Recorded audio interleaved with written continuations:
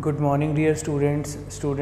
In today's class we discuss our next history topic, caste movement and organizations. Students, बहुत ज़्यादा important topic है ये caste movement जो topic है basically modern history का ही एक part है और मॉडर्न एरा के टाइम पे जब हमारे देश में एजुकेशन डेवलपमेंट हो रही थी तो स्टूडेंट्स उस टाइम पे कास्ट मूवमेंट्स भी अपने लेवल पे अपने अधिकारों के लिए, अपने राइट्स के लिए फ़ाइट लड़ रहे थे। ये जो कास्ट मूवमेंट है बेसिकली इसमें आप ये कह सकते हो कि जो लोअर कास्ट के लोग थे, जो दलित लोग थे समाज में, सोसाइटी में, जिनके साथ बहुत ज़्यादा डिस्क्रिमिनेशन हुआ था, बहुत ज़्यादा भेदभाव हो रहा था उस टाइम पे। लाइक उनको स्कूल्स में एंट्री नहीं थी, टेम्पल्स में एंट्री बैन थी और आप ये कह सकते हो कि समाज का, सोसाइटी का एक अलग से कटा हुआ सेक्शन जो था उनकी कोई डेवलपमेंट की सोच ही नहीं रहा था, कोई डेवलपमेंट की बात ही नहीं करता था। तो स्टूडेंट्स इस तरीके से आप ये कह सकते हो कि मॉडर्न हिस्ट्री के एरा में उस टाइम पर कुछ ऐसे सोशल रिफॉर्मर्स हुए हैं, कुछ ऐसे समाज सुधारक हुए हैं, ठीक है। तो उनके बारे में आज हम डिस्कस करेंगे डिटेल में। तो बहुत इम्पॉर्टेंट टॉपिक है और मैं आपको सारे कास्ट रिफॉर्मर्स करवा दूंगा जो एग्ज़ाम में बहुत बार क्वेश्चन पूछे जाते हैं। चलिए स्टूडेंट शुरू करते हैं। So first point is Satyashodhak Samaj. Satyashodhak Samaj is very very important students, very very important. ये आप मान के चलो लगभग 150 एग्ज़ाम में पूछा जा चुका क्वेश्चन है। तो सत्यशोधक समाज जो स्टूडेंट्स ये आप टर्म पढ़ रहे हो, तो ये एक समाज सुधारक थे ज्योतिबा फूले, ठीक है जी। कौन थे? Jyotiba Phule. Very very important, इनका क्वेश्चन बहुत बार पूछा जाता है, नाम पूछा जाता है एग्ज़ाम में कि सत्यशोधक समाज के फाउंडर कौन हुए हैं? Answer is Jyotiba Phule. कहाँ पर थे? महाराष्ट्र में। तो स्टूडेंट्स बेसिकली महाराष्ट्र में एक बार ऐसी सिचुएशन थी कि जो लोअर कास्ट के लोग थे उनको स्कूल में पढ़ने तक की इजाज़त नहीं थी। मींस उनको इतनी फ्रीडम नहीं थी कि वो राइट टू एजुकेशन ले सकें, वो अपने लिए कुछ कर सकें। तो जब ज्योतिबा फूले ने देखा कि सोसाइटी में जो सप्रेस क्लास लोग हैं उनके साथ ऐसा हो रहा है, ठीक है, तो ज्योतिबा फूले खुद भी सप्रेस क्लास सोसाइटी से ही आते थे। तो इन्होंने अपने समाज को, अपनी सोसाइटी को अपलिफ्ट करने के लिए जो मूवमेंट चलाई उसका नाम था सत्यशोधक समाज। तो स्टूडेंट्स सत्यशोधक समाज कब स्टार्ट हुआ था? 1873 में, 1873। तो ज्योतिबा फूले की वाइफ थी, ठीक है, सावित्रीबाई फूले, सावित्रीबाई फूले, ठीक है। तो सबसे पहले ज्योतिबा फूले अपनी वाइफ को ही पढ़ाते हैं अपने घर पे, ठीक है। उस टाइम पे इतनी ज़्यादा बुरी हालत थी कि वुमेंस को कोई राइट ही नहीं था कि वो एजुकेशन ले सकें।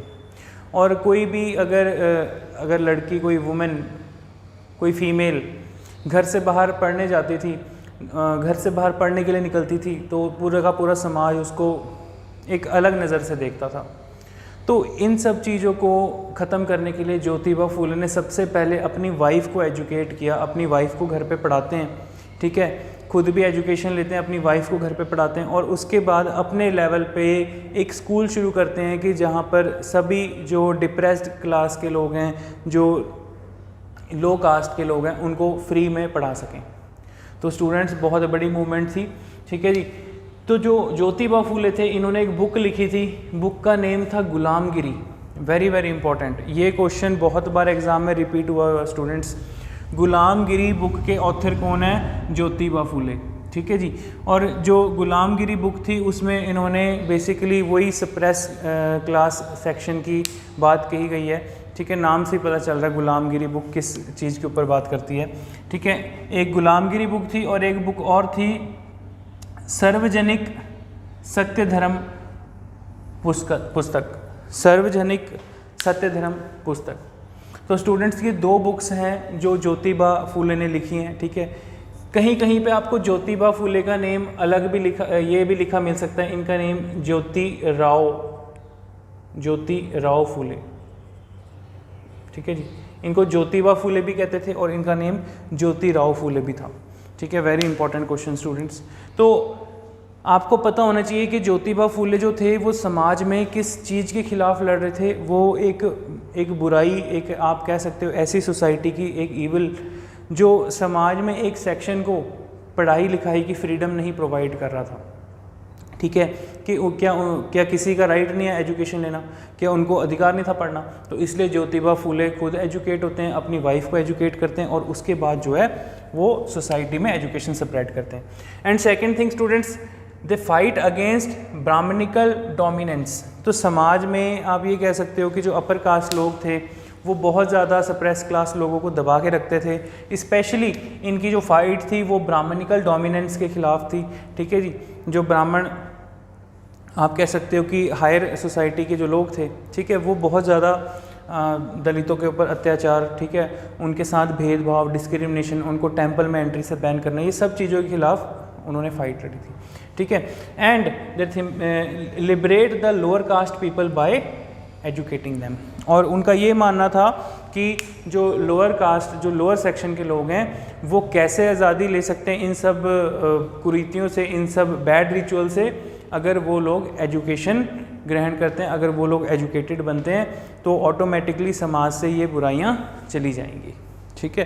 तो बहुत इंपॉर्टेंट है स्टूडेंट्स, ऐसे ही करते हम सारे जो इम्पोर्टेंट कास्ट रिफॉर्मर हैं वो डिस्कस करेंगे, ठीक है। सो ये इंपॉर्टेंट पॉइंट नोट कर लीजिए आप, ठीक है। ज्योतिबा फुले कहाँ से थे? महाराष्ट्र से। ज्योतिबा फुले ने कौन सी बुक लिखी थी? गुलामगिरी एंड सार्वजनिक सत्यधर्म पुस्तक। ज्योतिबा फुले की वाइफ का नेम क्या था? सावित्री बाई फुले, वो भी एक बहुत बड़ी कास्ट रिफॉर्मर, सोशल रिफॉर्मर्स थी, ठीक है। और सबसे इम्पॉर्टेंट पॉइंट, सत्यशोधक समाज जो है वो कब बना था? 1873 में इन्होंने, ठीक है, मूवमेंट स्टार्ट की थी और ये महाराष्ट्र से बिलोंग करते हैं। सारे इंपॉर्टेंट पॉइंट है स्टूडेंट्स, नोट कर लो, टेक योर टाइम। हाँ जी students, so now see here, next is very very important, temple entry movement. Students, जो टेम्पल एंट्री मूवमेंट थी ये कहाँ पर हुई थी? केरला में, ठीक है जी। नाम से ही पता चल रहा है टेम्पल एंट्री मूवमेंट किस चीज़ को लेके है कि जो सप्रेस क्लास लोग हैं, जो सोसाइटी का डिप्रेस्ड सेक्शन है, उन लोगों को पुराने ज़माने में टेम्पल्स में भी एंट्री बैन थी, ठीक है। तो उनकी एंट्री के लिए मूवमेंट चलाई थी, टेम्पल एंट्री मूवमेंट। कहाँ पर चलाई थी? केरला में। और किसने चलाई थी? आंसर इज़ श्री नारायण गुरु ने, ठीक है जी, Shri Narayana Guru. Next is very very important, Bahujan Samaj, ठीक है। आपको पता भी होना चाहिए, इस नाम से एक पार्टी भी है, बहुजन समाज पार्टी। तो बहुजन समाज ये जो मूवमेंट है ये कब स्टार्ट हुई थी? 1910 में, 1910 में। कहाँ पर? Satara district, Satara district of Maharashtra, ठीक है। महाराष्ट्र में सतारा डिस्ट्रिक्ट, ठीक है स्टूडेंट। हमने पहले भी पढ़ा हुआ है कि जो सतारा है इसको अंग्रेज़ों ने बाय डॉक्ट्राइन ऑफ लैप्स जो है वो अडॉप्ट कर लिया था, अपने एक्वायर कर लिया था एडमिनिस्ट्रेशन के अंडर, ठीक है जी।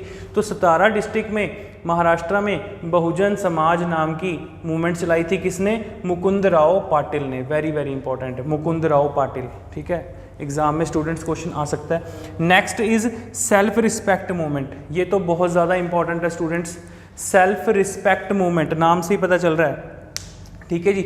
जो सेल्फ रिस्पेक्ट मूवमेंट है ये मद्रास में शुरू हुई थी स्टूडेंट्स। किसने की थी? ई.वी. रामास्वामी ने। बहुत बार इनका क्वेश्चन एग्जाम में आया हुआ है, E V. Ramaswamy, very very important, very very important. E V. Ramaswamy ने मद्रास में सेल्फ रिस्पेक्ट मूवमेंट चलाई थी। तो स्टूडेंट्स ये किस चीज़ को लेकर थी? बेसिकली आप ये कह सकते हो कि oppose to the exploitation of lower section, ठीक है। जो हमारे सोसाइटी में बहुत ज़्यादा जो एंटी ब्राह्मण मूवमेंट इन्होंने चलाई थी, लाइक जो लोअर सेक्शन के ऊपर जो बहुत ज़्यादा उनके साथ भेदभाव, डिस्क्रिमिनेशन होता था, उस चीज़ के खिलाफ ई.वी. रामास्वामी ने लड़ाई लड़ी थी, ठीक है। अपने लेवल पे मूवमेंट चलाई थी। लड़ाई in the sense not a particular war, means एक आप कह सकते हो कि शांतिपूर्वक एक मूवमेंट चलाना, एक आंदोलन करना एक किस्म से, ठीक है। बहुत इंपॉर्टेंट पॉइंट है। तो जो ई.वी. रामास्वामी थे बेसिकली स्टूडेंट्स, ये बहुत बड़े लेवल पे एंटी ब्राह्मण मूवमेंट चला रहे थे और ये अपोज करते थे लाइक मैरिज विदाउट प्रीस्ट। कहते जी इस चीज़ के ये इस चीज़ को एडवोकेट करते थे और अपोज करते थे कि कोई भी अगर शादी हो रही है तो उसमें प्रीस्ट का क्या काम है, ठीक है। तो इस टाइप से साउथ इंडिया में इन्होंने बहुत, मद्रास में बहुत बड़े लेवल पे मूवमेंट चलाई थी सेल्फ रिस्पेक्ट मूवमेंट के नाम से। Next very very important, Harijan Sevak Sangh, Harijan Sevak Sangh. तो हरिजन जो वर्ड है ये डिप्रेस क्लास लोगों को किसने दिया था? महात्मा गांधी जी ने। महात्मा गांधी जी कहते हैं कि कोई भी जो लोअर सेक्शन के लोग हैं उनको किसी गलत वर्ड से नहीं बुलाएगा, ठीक है। सोसाइटी में हमें कोई राइट नहीं है कि हम किसी को भी कोई गलत नेम से प्रोनाउंस करें, किसी का गलत नेम लेके किसी को बुलाएं, ठीक है। तो हरिजन सेवक संघ जो है 1932 में पुणे में, कहाँ पर हुई थी स्टूडेंट्स? ये पुणे में इस मूवमेंट की शुरुआत हुई थी। किसने की थी? महात्मा गांधी जी ने। तो महात्मा गांधी जी ने भी अपने लेवल पे इस टाइप की मूवमेंट शुरू की थी कि जहाँ पर जो डिप्रेस सेक्शन लोग हैं उनको जो है एक इक्वालिटी प्रोवाइड कराई जा सके, एक समानता का अधिकार मिल सके। तो गांधी जी सख्त खिलाफ थे like untouchability, discrimination and inequality के। तो पुराने ज़माने में क्या होता था कि जैसे लोअर सेक्शन के लोगों को टेम्पल एंट्री बैन तो थी, प्लस वो आपके विलेज से जो है पानी भी नहीं भर के ले जा सकते, या आपके घर के बाहर से आपके विलेज के सामने से भी नहीं जा सकते थे। तो ऐसी कुछ बैड रिचुअल्स थी जिनके खिलाफ की इस टाइप के मूवमेंट्स चलाए गए थे, ठीक है। तो स्टूडेंट्स आई होप आपको ये क्लियर हो गए होंगे।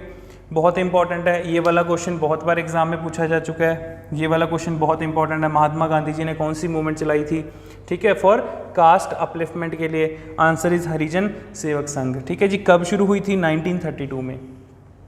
Self respect movement, E V Ramaswamy. E V Ramaswamy is related with self respect movement, ठीक है। बहुजन समाज, मुकुंदराव पाटिल। तो ये क्वेश्चन जो है आपके सामने एमसीक्यू के फॉर्म में स्टूडेंट्स, आप ये कह सकते हो मैच द कॉलम के फॉर्म में भी पूछा जा सकता है। टेम्पल एंट्री मूवमेंट, एक साइड पे आपके सामने 4 इस तरीके से अलग अलग मूवमेंट्स लिख दी जाएंगी, और आप कह सकते हो कि ऊपर नीचे शफल करके आपके सामने किसने मूवमेंट शुरू की थी उनके नेम लिख दिए जाएंगे। तो इस तरीके से क्वेश्चन भी एग्ज़ाम में पूछा जा सकता है, ठीक है। सो आई होप ये आपको क्लियर हो गया होगा। Take your time, note down these points.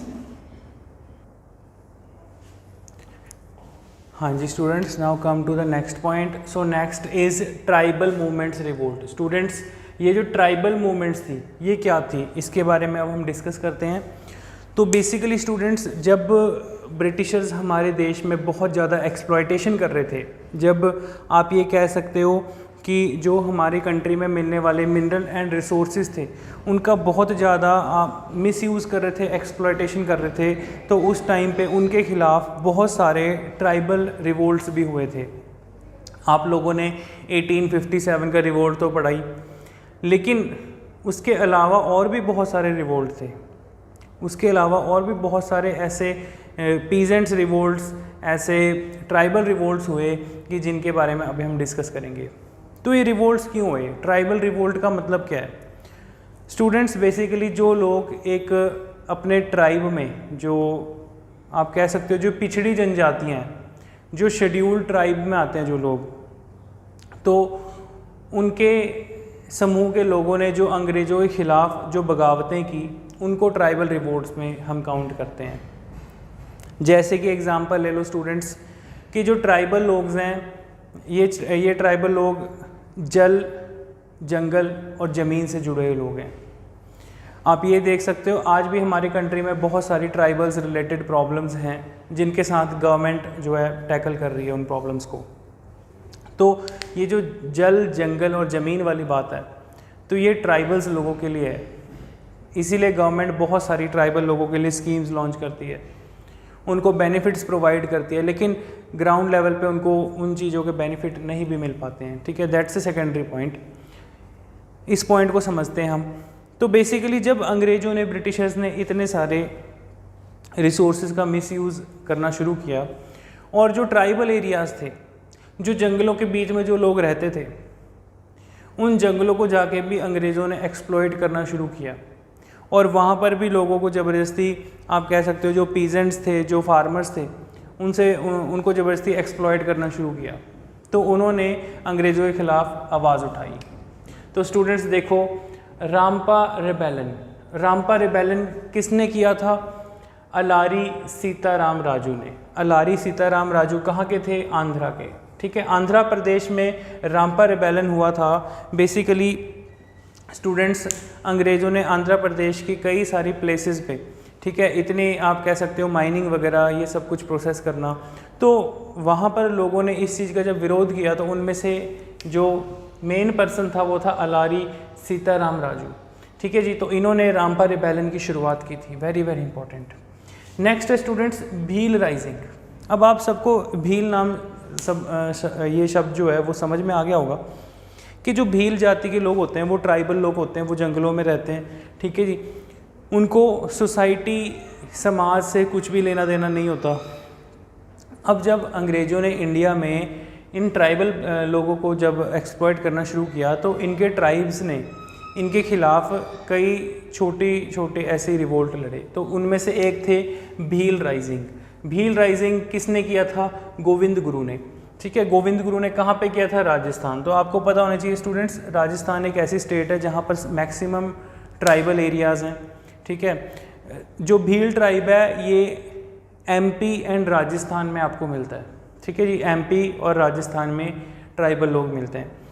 Approximate in entire India, लगभग सारे हिंदुस्तान में, सारे भारत में, हर स्टेट में कोई ना कोई ट्राइब्स हैं, कोई ना कोई ट्राइबल लोगों के ग्रुप्स हैं, except Haryana and Punjab. Students, Haryana और पंजाब दो ऐसी स्टेट्स हैं जहाँ पे कोई भी ट्राइबल ग्रुप नहीं है, कोई भी ट्राइब्स नहीं है, ठीक है। तो आपको ये पता होना चाहिए पंजाब और हरियाणा को छोड़ के लगभग इंडिया के हर स्टेट में कोई ना कोई ट्राइब, कोई ना कोई ट्राइबल ग्रुप है, ठीक है जी। नेक्स्ट है कुकी राइजिंग। कुकी राइजिंग किसने किया था? रानी गाइडिन्यू। अब जो रानी गाइडिन्यू थी ये कहाँ की थी? ये मणिपुर की थी। मणिपुर, नॉर्थ ईस्ट ऐसी जगह हैं जहाँ पे सबसे ज़्यादा ट्राइबल ग्रुप्स हैं, ठीक है जी। तो इन्होंने अंग्रेज़ों के ख़िलाफ़ जो है आप ये कह सकते हो कि इस ट्राइब ने लड़ाई लड़ी, ठीक है। क्या नाम था उस मूवमेंट का? कुकी राइजिंग। किसने की थी? रानी गाइडिन्यू ने, very very important. Next is Kol uprising. Kol uprising किसने किया था? बुद्धा भगत ने। बुद्धा भगत कहाँ के थे? रांची के, ठीक है जी।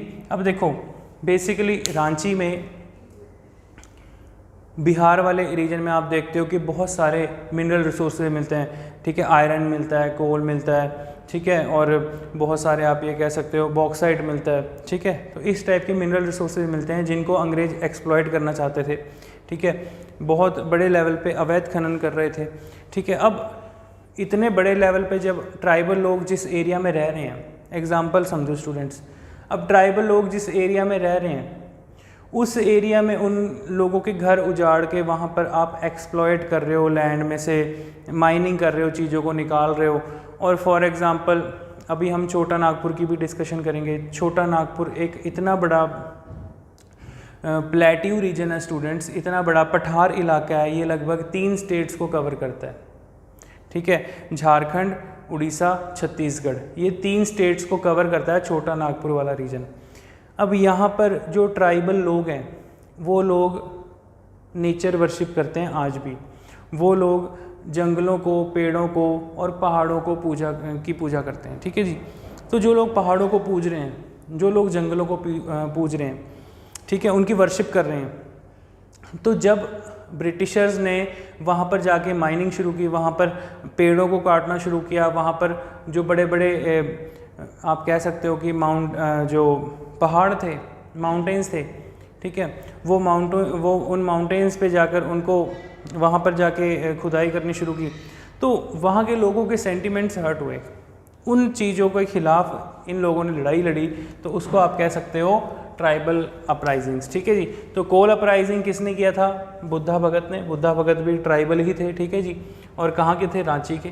नेक्स्ट इज़ हो राइजिंग, ठीक है। हो, अब ये सब ट्राइबल, देखो ट्राइबल वर्ड्स हैं, ठीक है, जो लोग जंगलों में जैसी बातें करते हैं। हो राइजिंग कहाँ पर हुआ था?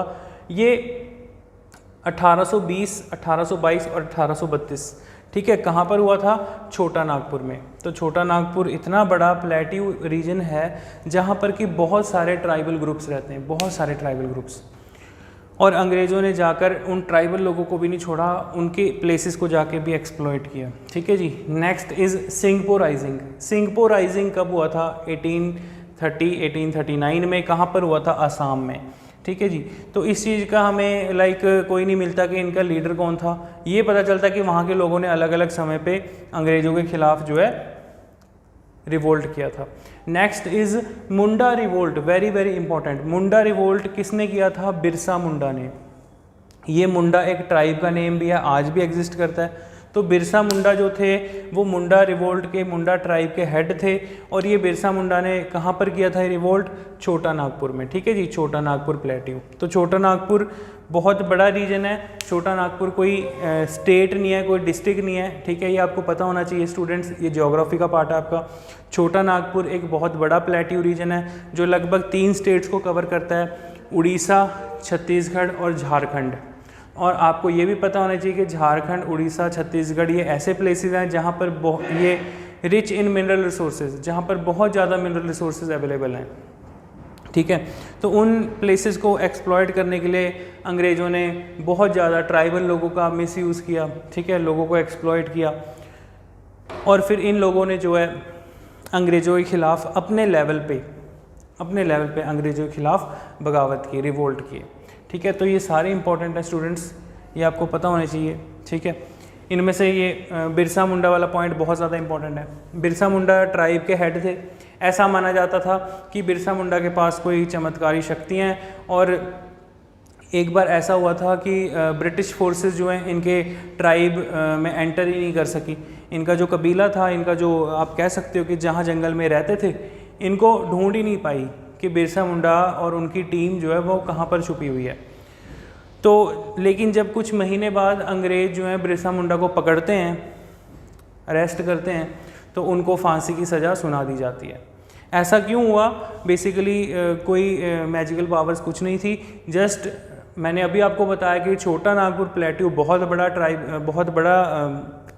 पठार इलाका है, ठीक है, बहुत बड़े बड़े घने जंगल हैं, ठीक है। तो उन जंगलों में जो है ट्राइबल ग्रुप्स को ढूंढना इतना ईजी नहीं रहता, ठीक है जी। तो ये बेसिक आपको पता होने चाहिए। भील राइजिंग कहाँ हुआ था, किसने किया था, ठीक है जी। रामपा रेबेलियन कहाँ पर हुआ था, मुंडा रिवोल्ट कहाँ पर हुआ था, ठीक है। तो ये बेसिक सारे आप नोट कर लो, take your time. Okay students, so now come to the next point. Next is Muslim social religious reform. So जो ये मुस्लिम सोशल रिलीजियस रिफॉर्म हुए थे वो भी कई बार एग्ज़ाम में पूछे जाते हैं और हमको पता होने चाहिए। इसमें से एक दो बहुत ज़्यादा इंपॉर्टेंट है। तो जो मुस्लिम सोशल रिलीजियस रिफॉर्म हुए थे ये बेसिकली समाज में मुस्लिम सोसाइटी के लोगों को अपलिफ्टमेंट करने के लिए थी, ठीक है। तो सबसे पहले देखते हैं, सबसे पहली है फ़िराज़ी मूवमेंट। स्टूडेंट्स, जो फ़िराज़ी मूवमेंट है कब हुई थी? 1804 में हुई थी, ठीक है जी। कहाँ पर हुई थी? फरीदपुर, बंगाल में, ठीक है। कहाँ पर हुई थी फ़िराज़ी मूवमेंट? बंगाल में। और इसके मेन फाउंडर कौन थे मूवमेंट के? हाजी शरीयतुल्लाह। हाजी शरीयतुल्लाह ने फ़िराज़ी मूवमेंट शुरू की थी बंगाल में, ठीक है, इंपॉर्टेंट है। तो बेसिकली ये जो मूवमेंट्स हुई थी सोसाइटी में जो मुस्लिम कम्युनिटी के लोग हैं उनको इस्लामिक एजुकेशन को लेके, ठीक है, कि इंडिया में उनको प्रॉपर इस्लाम की स्टडी कराई जाए, ठीक है। उनके लिए आप ये कह सकते हो कि अरेबिक लैंग्वेज जो है उनको सिखाई जाए, ठीक है। ऐसे ही देखते हैं एक नेक्स्ट मूवमेंट थी very very important, Deoband movement, ठीक है, बहुत इंपॉर्टेंट है, क्वेश्चन आया हुआ है। देवबंद मूवमेंट कहाँ पर हुई थी स्टूडेंट्स? देवबंद में ही हुई थी। ये कहाँ पर है? ये यूपी में है, उत्तर प्रदेश। उस टाइम पे यूनाइटेड प्रोविंस इसे कहते थे, ठीक है। तो इसके फाउंडर कौन थे? मोहम्मद काजिम नानूवटी। मोहम्मद काजिम नानूवटी। स्टूडेंट्स, ये जो देवबंद मूवमेंट है, ये देवबंद मूवमेंट स्पेशली इंडिया में इस्लामिक स्टडीज़ को लेके हुई थी। और देवबंद मूवमेंट जो है इसलिए हुई थी कि इंडिया में जितने भी मुस्लिम लोग हैं वो अपने बच्चों को इस्लामिक स्टडीज़ कराएं, ठीक है। उनके लिए स्पेशली इस्लामिक स्कूल्स ओपन किए जाएं जिनको मदरसे कहा गया, ठीक है। इस्लामिक स्कूल्स को मदरसा कहा जाता है, ठीक है, आपको बेसिक पता होना चाहिए। खैर, सो सबसे इम्पॉर्टेंट पॉइंट है, ये जो देवबंद मूवमेंट थी ये मूवमेंट बहुत बड़े लेवल पे स्प्रेड होती है और ये एक ऑर्थोडॉक्स इस्लामिक स्टडीज़ को फॉलो करने के लिए, रेगुलेट करने के लिए बनाई जाती है, ठीक है जी, बहुत इंपॉर्टेंट है। Next is Aligarh movement, very very important, ये क्वेश्चन एग्जाम में पूछा गया है। अलीगढ़ मूवमेंट कहाँ पर हुई थी? अलीगढ़ यूपी में, उत्तर प्रदेश। इसके फाउंडर कौन थे? सर सैयद अहमद खान। ठीक है जी, सर सैयद अहमद खान ने बाद में अलीगढ़ मुस्लिम यूनिवर्सिटी भी बनाई थी, AMU। स्टूडेंट्स, जो सर सैयद अहमद खान थे ये मॉडर्न एजुकेशन को लेके बहुत ज़्यादा आप कह सकते हो उस टाइम पर लोकप्रिय हुए थे, फेमस हुए थे। इनका ये कहना था कि सोसाइटी में मुस्लिम्स को इंग्लिश एजुकेशन भी ग्रैस्प करनी ज़रूरी है। अगर वो लोग इंग्लिश एजुकेशन नहीं लेंगे तो समाज से, सोसाइटी से बहुत ज़्यादा पिछड़ जाएंगे। तो यही सबसे बड़ा कारण बनता है कि सर सैयद अहमद खान का बहुत बड़े लेवल पे कुछ मूवमेंट्स में विरोध भी करते हैं। जो देवबंद मूवमेंट हुई थी इसमें अलीगढ़ मूवमेंट का विरोध भी किया था। ठीक है, क्यों? क्योंकि ये कहते थे कि मॉडर्न एजुकेशन इस्लामिक बच्चों को सिखानी चाहिए। ठीक है, मॉडर्न एजुकेशन सीखेंगे तभी जाके उनकी सोसाइटी में डेवलपमेंट हो सकेगी। Next is Ahmadiyya movement. Ahmadiyya movement कब हुई थी? 1889 से 90 के बीच में। कहाँ हुई थी? फरीदकोट में। और इसके हेड कौन थे? मिर्ज़ा गुलाम अहमद। मिर्ज़ा गुलाम अहमद के नाम से अहमदिया मूवमेंट। ठीक है जी, इम्पॉर्टेंट है। तो जो अहमदिया मूवमेंट थी ये बेसिकली एक ऑर्थोडॉक्स इस्लामिक सोसाइटी में आप ये कह सकते हो कि इस्लामिक एजुकेशन को स्प्रेड करने के लिए थी। ठीक है, कि सोसाइटी में इनका इतना ज़्यादा नाम था मिर्ज़ा गुलाम अहमद का कि इन्होंने अलीगढ़ मूवमेंट को सप्रेस करने के लिए, दबाने के लिए लोगों को जागरूक किया था कि नहीं जी, वेस्टर्न एजुकेशन आप लोगों ने नहीं लेनी है, आप लोग सिर्फ इस्लामिक एजुकेशन के ऊपर फोकस करो। ठीक है, next is Ahrar movement. Ahrar movement कहाँ पर हुई थी? ये भी यूपी में हुई थी। और इसके फाउंडर कौन थे? Riza Khan and Ali brothers. तो इन लोगों ने भी अलीगढ़ मूवमेंट को सप्रेस करने के लिए मूवमेंट चलाई थी। ठीक है, अब आपको समझ में आ रहा है कि अलीगढ़ मूवमेंट को सप्रेस क्यों किया जा रहा है। कहते जी अलीगढ़ मूवमेंट जो बंदा चला रहा है सर सैयद अहमद खान, ये तो फॉरेन एजुकेशन की बात कर रहा है, ये तो मॉडर्न एजुकेशन की बात कर रहा है। ऐसे कहीं हमारा कल्चर है, हमारा रिलीजन खतरे में ना पड़ जाए। ठीक है, तो इसलिए जो है हमें सिर्फ और सिर्फ किस पे फोकस करना चाहिए? हमें इस्लामिक स्टडीज़ के ऊपर, इस्लामिक लॉज के ऊपर फोकस करना चाहिए। ठीक है, तो इस तरीके से ये कुछ मूवमेंट्स थी मुस्लिम सोशल रिलीजियस रिफॉर्म की। ठीक है, इंपॉर्टेंट है, ये वाली बहुत इंपॉर्टेंट है। देवबंद मूवमेंट कहाँ पर हुई थी? देवबंद में। इसके फाउंडर कौन थे? Mohammad Qasim Nanautvi. And next one is Aligarh movement, is very very important. कब हुई थी? एक बार तो एग्जाम में क्वेश्चन पूछा हुआ है कि किस ईयर हुई थी अलीगढ़ मूवमेंट? 1875 में, 1875 में। कहाँ पर हुई थी? अलीगढ़, उत्तर प्रदेश। और इसके फाउंडर कौन थे? Sir Syed Ahmad Khan. Very very important. ठीक है जी। सो स्टूडेंट्स, आज की क्लास में हमने सारी important movements, caste reforms, tribal revolts और सोशल रिलीजियस मूवमेंट्स डिस्कस किए हैं, जो कि एग्ज़ाम में बहुत बार पूछी जाती हैं। ठीक है, तो ये ऐसा टॉपिक था स्टूडेंट्स जिसमें से आपको हमेशा कोई ना कोई क्वेश्चन देखने को मिलेगा। ठीक है जी, महात्मा गांधी जी ने कौन सी मूवमेंट की थी? ठीक है, ज्योतिबा फूले ने कौन सी की थी? तो स्टार्टिंग में हम सब ये चीज़ें पढ़ चुके हैं स्टार्टिंग से। तो अब आप इस वीडियो को बार बार देखें। ठीक है, इसकी PDF फाइल मैं आपको प्रोवाइड कर दूंगा। ठीक है, so students, now we wind up our class. Thank you.